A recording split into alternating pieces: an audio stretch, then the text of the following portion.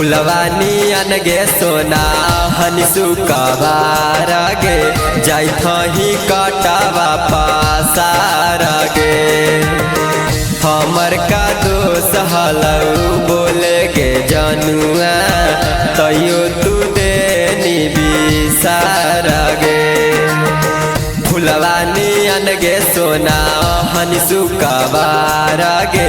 जाई थही कटावा पासार गे हमर का दोष हलऊ बोले गे जनुआ तैयो तू देनी बिसार गे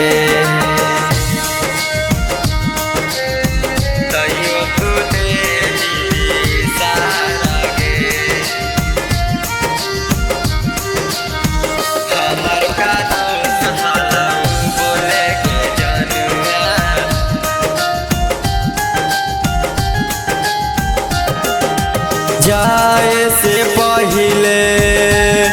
तू दे दिहा जहरिया कैसे मिलाइबा तोरा मड़वा में नजरिया जाए से पहिले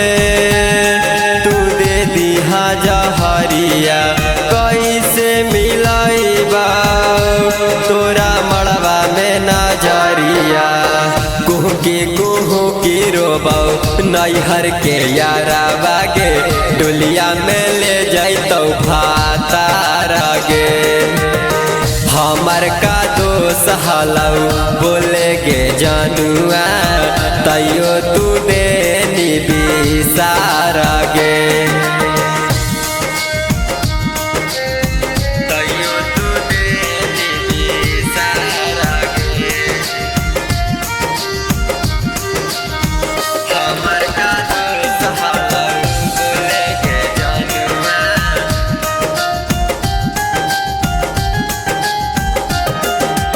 आधी रातिया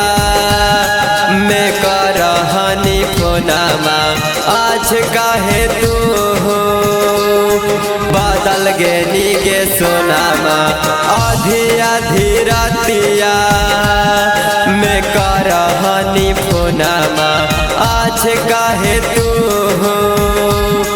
बदल गेनी गे सोनामा राबी दीवाना माँ के दिल से गे पगली कर देनी तू खेला बाड़ गे हमर का दोष हलऊ बोले गे सोनामा तैयो तू देनी बिसार गे। Music recording studio Naushahra Ghoshi.